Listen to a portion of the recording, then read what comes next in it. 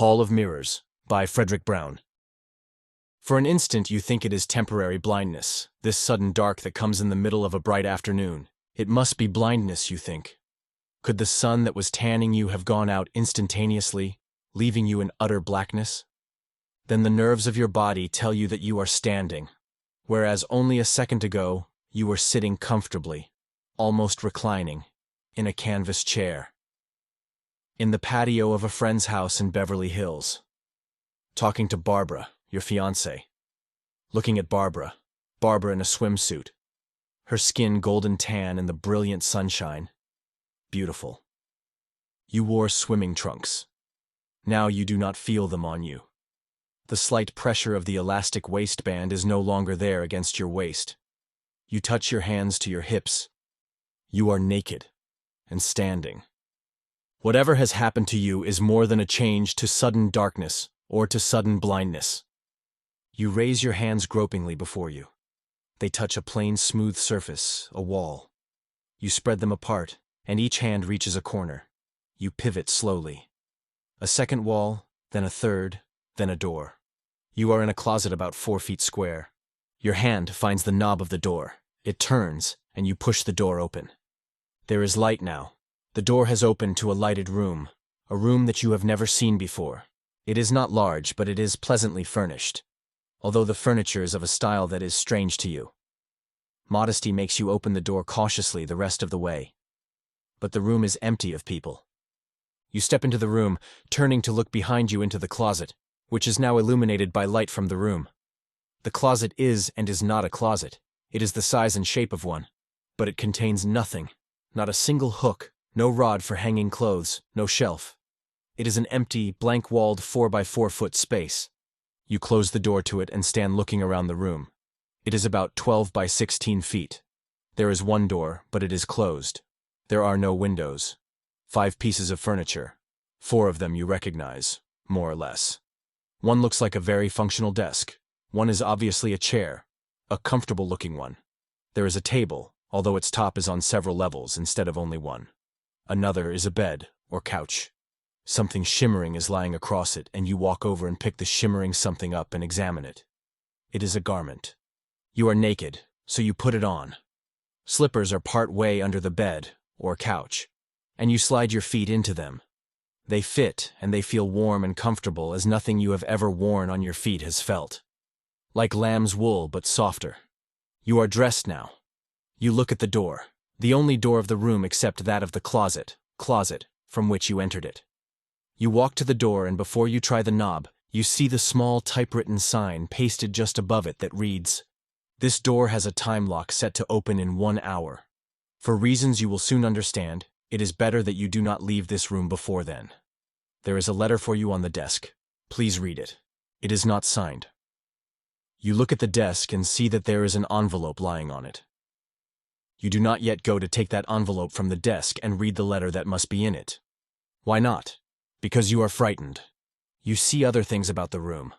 The lighting has no source that you can discover. It comes from nowhere. It is not indirect lighting.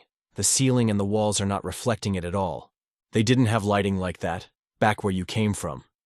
What did you mean by back where you came from? You close your eyes. You tell yourself, "I am Norman Hastings. I am an associate professor of mathematics at the University of Southern California. I am 25 years old, and this is the year 1954. You open your eyes and look again. They didn't use that style of furniture in Los Angeles, or anywhere else that you know of, in 1954. That thing over in the corner, you can't even guess what it is. So might your grandfather, at your age, have looked at a television set. You look down at yourself, at the shimmering garment that you found waiting for you. With thumb and forefinger you feel its texture. It's like nothing you've ever touched before. I am Norman Hastings. This is 1954. Suddenly you must know. And at once. You go to the desk and pick up the envelope that lies upon it. Your name is typed on the outside. Norman Hastings.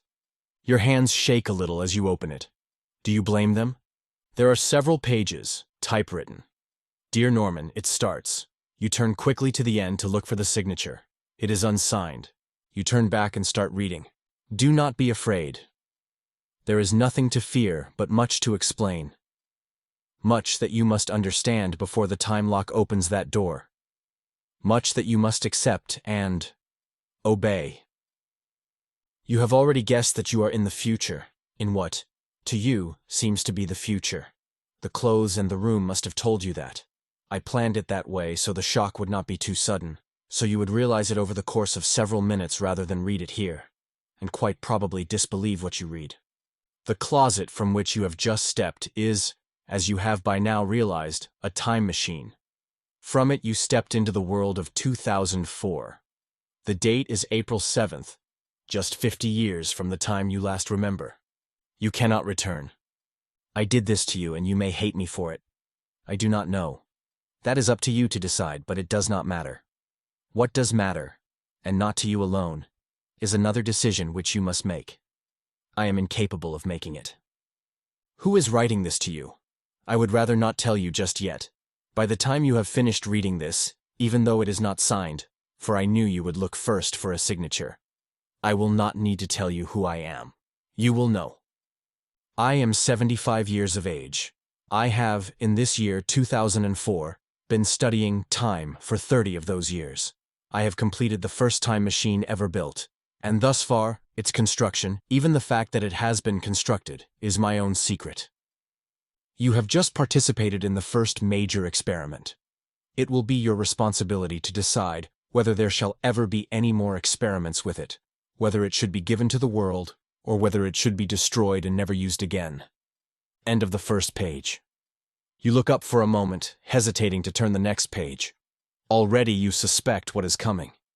You turn the page. I constructed the first time machine a week ago. My calculations had told me that it would work, but not how it would work. I had expected it to send an object back in time. It works backward in time only, not forward, physically unchanged and intact. My first experiment showed me my error. I placed a cube of metal in the machine. It was a miniature of the one you just walked out of, and set the machine to go backward 10 years. I flicked the switch and opened the door, expecting to find the cube vanished. Instead, I found it had crumbled to powder. I put in another cube and sent it 2 years back. The second cube came back unchanged, except that it was newer, shinier. That gave me the answer. I had been expecting the cubes to go back in time, and they had done so, but not in the sense I had expected them to. Those metal cubes had been fabricated about 3 years previously. I had sent the first one back years before it had existed in its fabricated form. 10 years ago, it had been ore. The machine returned it to that state. Do you see how our previous theories of time travel have been wrong? We expected to be able to step into a time machine in, say, 2004, set it for 50 years back, and then step out in the year 1954. But it does not work that way. The machine does not move in time. Only whatever is within the machine is affected, and then just with relation to itself and not to the rest of the universe. I confirmed this with guinea pigs by sending one 6 weeks old 5 weeks back, and it came out a baby. I need not outline all my experiments here. You will find a record of them in the desk, and you can study it later. Do you understand now what has happened to you, Norman? You begin to understand.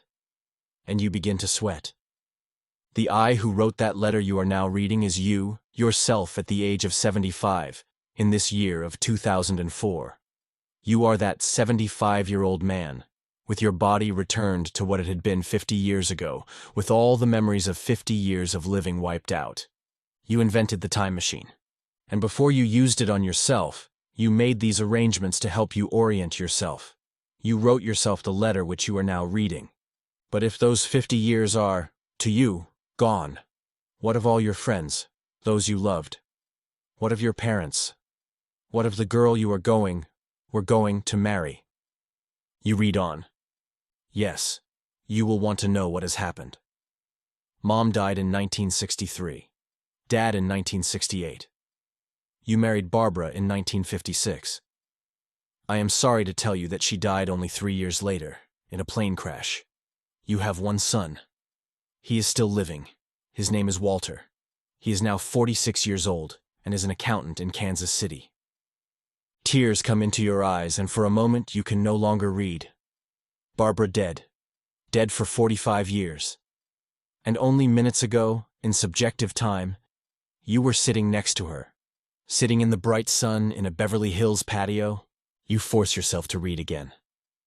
But back to the discovery. You begin to see some of its implications. You will need time to think to see all of them. It does not permit time travel, as we have thought of time travel, but it gives us immortality of a sort. Immortality of the kind I have temporarily given us. Is it good? Is it worthwhile to lose the memory of 50 years of one's life in order to return one's body to relative youth? The only way I can find out is to try, as soon as I have finished writing this and made my other preparations. You will know the answer. But before you decide, remember that there is another problem, more important than the psychological one. I mean, overpopulation. If our discovery is given to the world, if all who are old or dying can make themselves young again, the population will almost double every generation.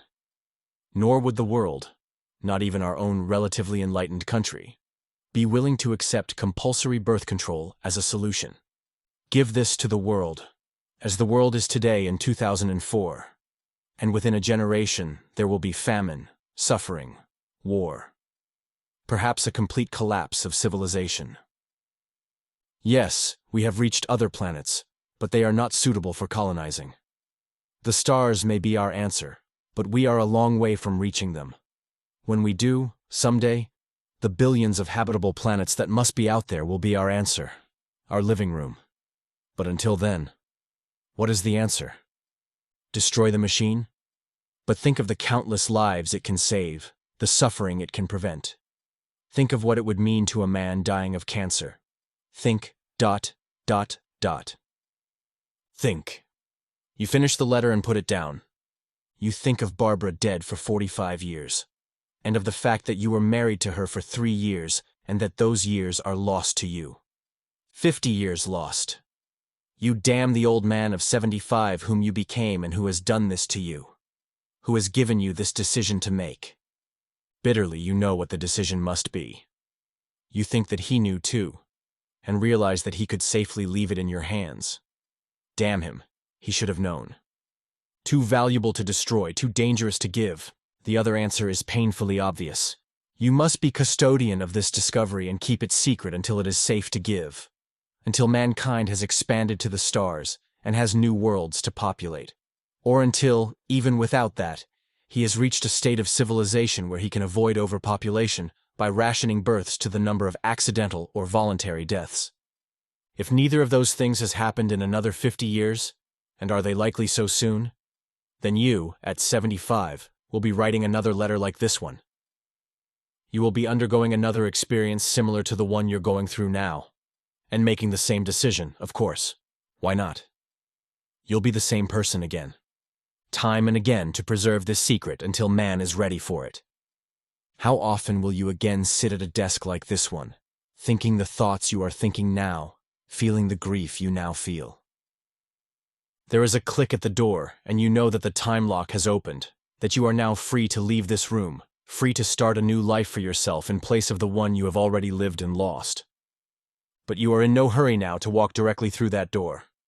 You sit there, staring straight ahead of you blindly, seeing in your mind's eye the vista of a set of facing mirrors, like those in an old-fashioned barbershop, reflecting the same thing over and over again, diminishing into far distance. The end. Best audiobooks for free hopes that you have enjoyed this production of Hall of Mirrors by Frederic Brown. Please subscribe to our channel on YouTube and Rumble, as your subscription is the support we need to create more great free content. Please look to our website at bestaudiobooksforfree.com for a complete list of our audiobooks.